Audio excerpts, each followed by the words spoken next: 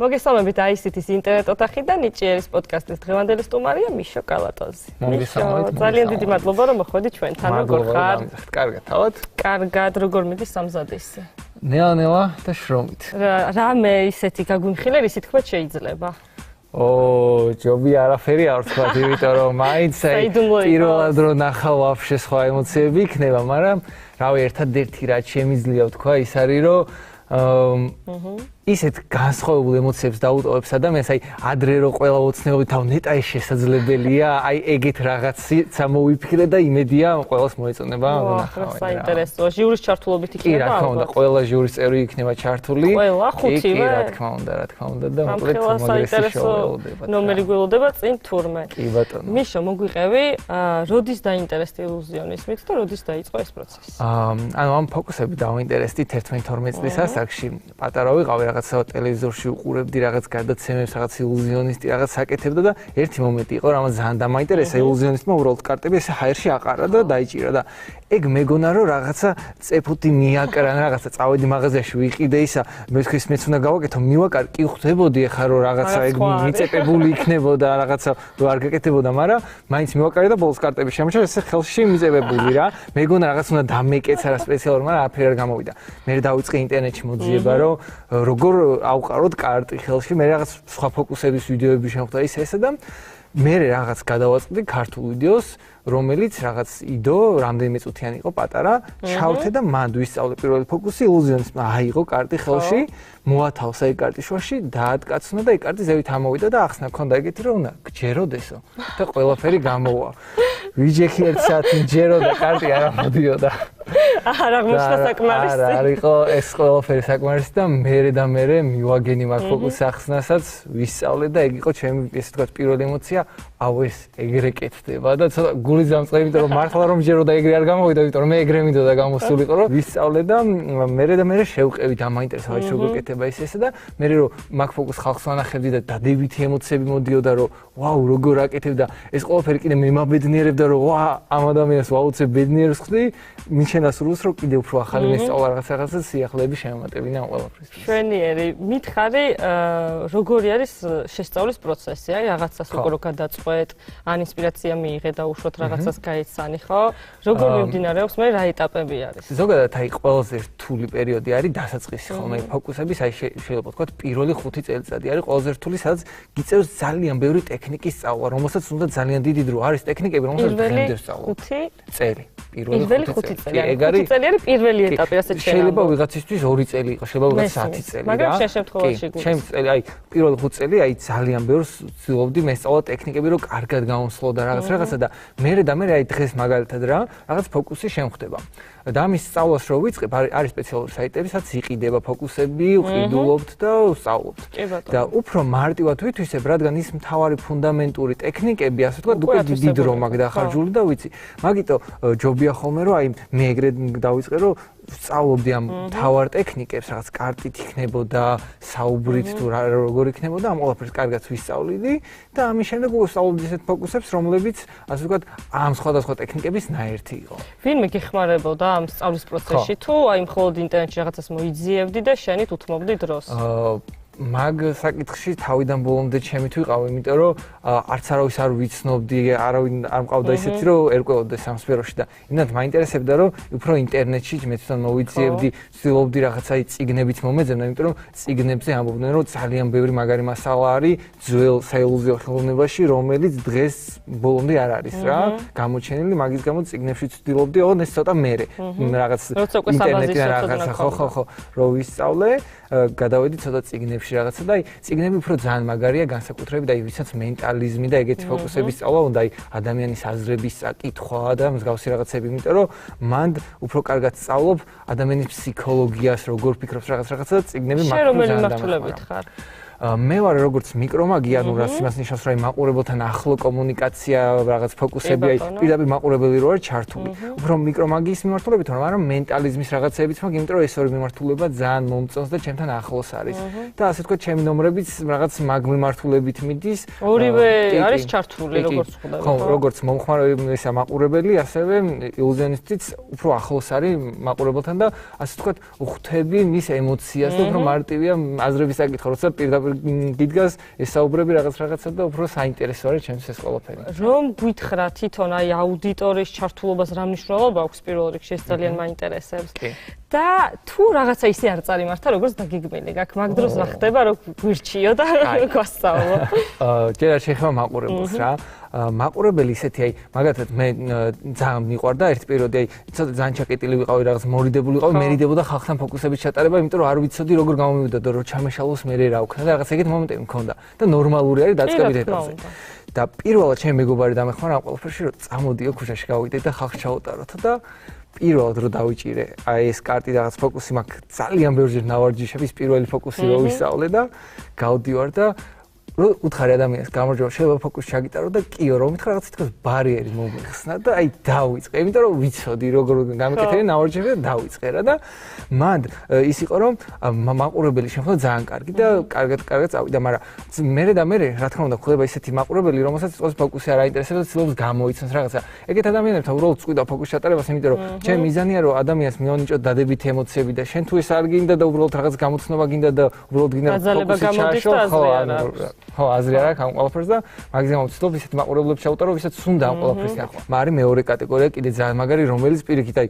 ფოკუსს ახსენს არც გთხოვს გეუბნება რომ უბრალოდ მანახე გავოცდი ბედნიერი ვარ დიდი მადლობა მე ვარ ეს კატეგორია ხო რა ძალიან მე კითხავს არ თუ ჩემით მივხვდი რამეს მარტივს რასაც ეხება რა თქმა უნდა ელემენტარული რო არის ხოლმე ეგეთ დროს მიხარია მე მგონი რაღაცას მივხვდი აღარ მაგ დროსაც არ ვკითხულობ ისე ხშირია ხოლმე ესეთ სიტუაცია რომ მაგალითად აი კარტს ვიღებ ვეუბნები მაყურებელს ამოირჩენების მე კარტი და აუ ვიცი ეს ფოკუსი არა რომ ამოირჩევ რა იცი იქნება ვაკრო ვაჩე ვაფშე რაღაც კარტი ხრე რაღაც სხვა ვაკეთებ ხო აი ეგ ძალიან ხშირია ხოლმე რომ ვფიქრობ ეს ვიცი ექსპრომტად რაიმე ფოკუსის გადაკეთება შესაძლებელია ზოგადად აი თუნდაც კარტზე ვსაუბრობთ ხო და იწყებ რომელიღაცა კონკრეტულ რაღაცა გაქვს ჩაფიქრებული ასე ვთქვათ და მე მივხვდი რომ თუნდაც მართლა იცის ან რაღაცა სხვა ცოდნა რახან აქ ან გამოცნობასთან ახლოს არის შეგიძლია რომ უცბად რაღაცა შეცვალო კი რა თქმა უნდა ზოგადად აი ესეთ დროს რა ყოველთვის ამბობ რომ მაგ დროს იბადება ახალი ფოკუსი იმიტომ რომ ზოგადად თუ ფოკუსი ჩაგეშალა ჩათვალე იღბლიანი ხარ იმიტომ რომ მან შეგიძლია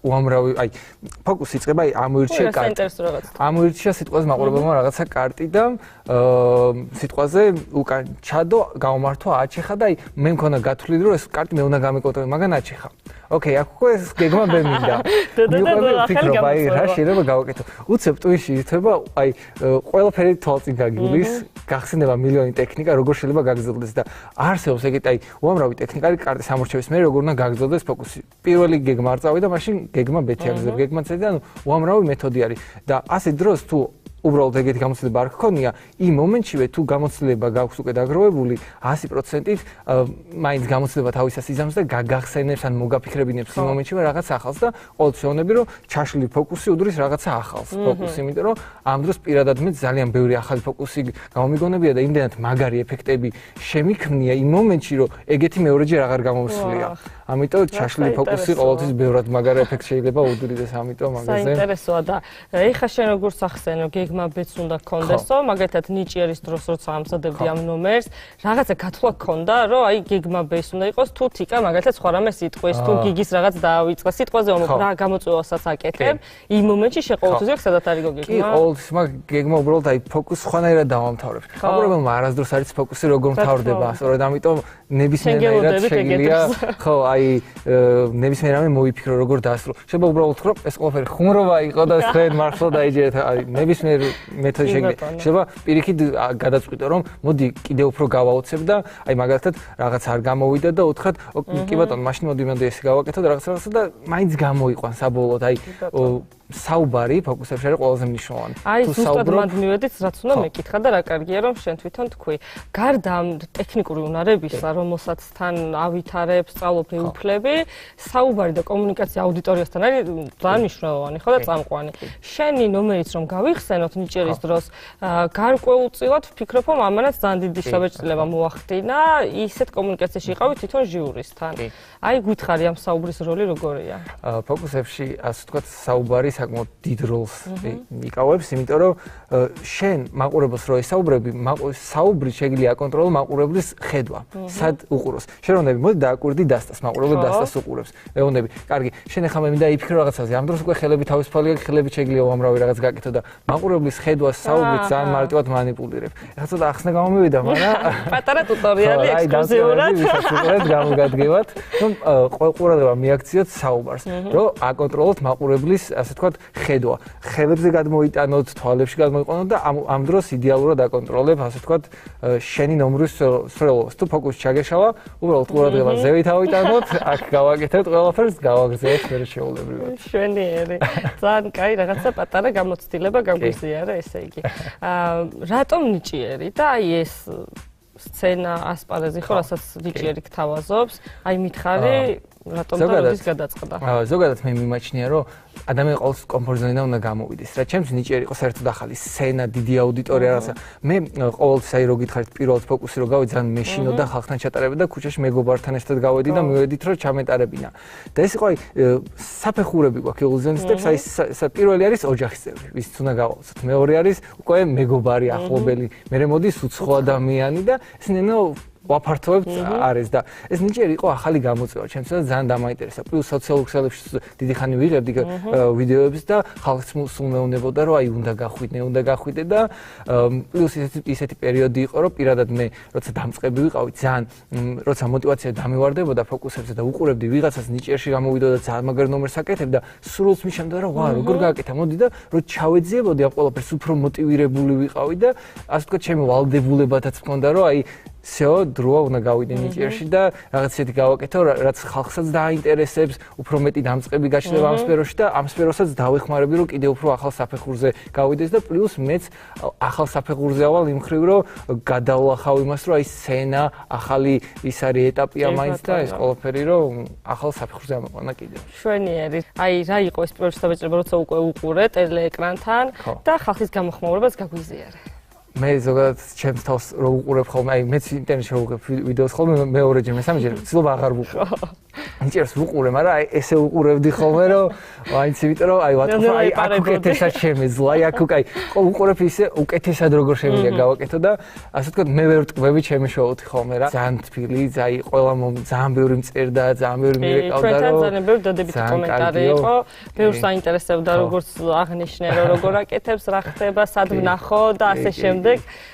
ჩვენ ვერ გაგიზიარებთ სამწუხაროდ, ინსტრუქტორს ვერ მოგცემთ, მაგრამ თვალიადევნით მიშოს მორიგ ფოკუსებს. ესე ვიღაცები იყვნენ რომ მირეკავდნენ, ისე ეს დადგმული იყო, მეთქი არა, დადგმული. წამოდი შევხვდეთ განახილვა. კი, ყველას გონია ხოლმე სადღაც კადრი პაუზდება, მერე შენ რაღაცა კაროზდებ, მერე ჩვენ ისევ ვკათავთ, მერე შენ რაღაც სატრიალებ და სინამდვილეში ასე არ არის.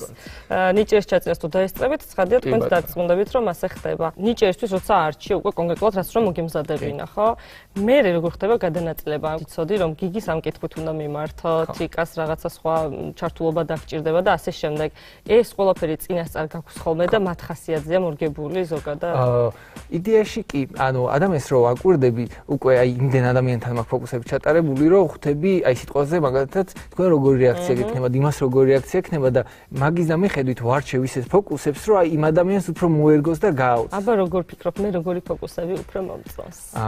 აი შემილია განახო რაღაც 1-2 ფოკუსი და ნახოთ თუ გამოვა.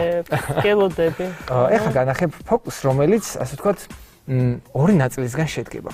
ეს ორი ნაწილი რას გულისხმობს? მაქვს დასწრა პირველ რიგში, რომ ყველა კარტი არის განსხვავებული. მოდი გავმართოთ და აჩეხე, რომ დარწმუნებული იყო, რომ რამე კი, არ არის დაწყობილი ან რაიმე მსგავსი. მე უფრო ღელა მგონი. დავწმუნდი? კი ბატონო. მე მონაწილეობა. და მაყურებელმაც რავი რომ ნახოს, რომ ყველა კარტი არის განსხვავებული და არც ერთი არ მეორდება. ახლა ეს რაღაც უნდა გავაკეთო. ხო, საჩვენებელი თითოეულს ესე დამიჭირე. მოვჭრი დასტას რამდენჯერმე და დაადე ნებისმიერ ერთს, რომელიც შენ გინდა ნებისმიერს ეს გინდა, აიღე და მოხსნა კი. აიღე და მოთავსე უკან. აჰა, და ყველაფერს შევაერთებ. ეხლა რამდენჯერმე ესე მოვჭრით და ავჩეხავთ რომ კარგად იყოს არეული. ფოკუსებში არსებობს ორი მიმართულება. ერთი არის მენტალიზმი და მეორე არის ვიზუალური ცვლილებები. პირველ რიგში მოდი ნახოთ პირველი კარტი. ეს არის 6-იანი ყვავი. ეს არ არის თქვენი კარტი, ხო? არ არის ნამდვილად. კი ბატონო. მოთავსებაგე და დააფარეთ ხელი. როგორც გითხარით, პირველი მაგალითად არის ფოკუსების მიმართულება ვიზუალური. როდესაც მაგალითად თქვენ კარტზე იფიქრეთ, გონებაში წარმოიდგინეთ, შეხედეთ, ვიღებ თქვენი ფიქრებიდან ხმაურად დაასახელეთ რა იყო თქვენი კარტი. კაროლ ჯვარი. კაროლ ჯვარი. 1 2 3 დავაგდებ აქ, ამოატრიალეთ და იქნება ნამდვილად კაროლ ჯვარი. და მეორე მიმართულება, რომელიც უფრო ასე ვთქვათ, ადამიანის გონებას ჩაიბღაუჭება ხოლმე და ბევრად საინტერესოს ხდის, არის ესეთი, რომ მაგალითად ისევ იგივე დასტა არის, ყველა კარტი განსხვავებული, ავჩეხოთ დაახლოებით, აი ესე. საინტერესო. და მოვჭრი რამდენჯერმე. ოღონდ ეხლა თქვენს იღბალს უნდა მივენდოთ. აი მაგალითად, მითხარით სტოპ სადმე? სტოპ. აქ დაიმახსოვრეთ კარტი, მე არ მანახოთ, კამერას ანახეთ. და მოთავსეთ სადმე მაგალითად აი დაახლოებით სადმე შუაში. აჰა, დავდოთ აქ. ეხლა მენტალიზმი რას აკეთებს? ჩვენ ვცდილობთ სხეულის ენის და სხვადასხვა მეთოდებით წავიკითხოთ ადამიანის აზრები. მინდა წარმოიდგინოთ თეთრი დაფა, რომელზეც დაახატავთ ამ კარტს. წარმოიდგინეთ? ეს კარტი არის ან წითელი ფერი, ან შავი ფერი, ან წითელი ფერი, ან შავი ფერი. ხომ მართალი ვარ? კი ბატონო. ჩემი აზრით, შავი ფერი არის, ეს კარტი არის ან რიცხვი, ან ახატი, ან რიცხვი, ან რიცხვზე გაგეღი რიცხვი არის, ხო? კაი, მოდი უფრო გავართულოთ გონებაში მეორე. 8-იანი ყვავი, ეგ იყო? არ მახსოვს გოგინახე ეგ იყო. გადავახვიოთ ეგ იქნება. აი მეგობრებო, მართლა იმდენად ვფიქრობდი ხა ნეტა როგორ აკეთებს მეთქი, რომ გადმოატრიალა ის კარტი დამავიწყდა, რაც მე ავარჩიე, მაგრამ მე მგონი ეგ იყო. კი ბატონო. მართალი იქნები. დიდი მადლობა სტუმრობისთვის, ძალიან დიდი მადლობა შენი დათმობილი დროისთვის. მიმართე გულშემატკივარს. გულშემატკივარს მიმართავ, რომ აუცილებლად თვალი ადევნო ნახევარფინალს, რადგან ვფიქრობ ძალიან მოეწონებათ ის ნომერი და თუ ჩათვლიან საჭიროთ რომ მე ვიმსახურებ შემდეგ ეტაპზე გადასვლას, უბრალოდ დამირეკოთ რომ გადავიდეთ და უფრო მაგარი ნომრები შევასრულოთ. კიდევ ერთხელ დიდი მადლობა, ჩვენს მაყურებელს კი შევახსენებ, რომ თვალი ადევნონ განმეორებითი ეპიზოდის მეორე ნაწილს. მადლობა.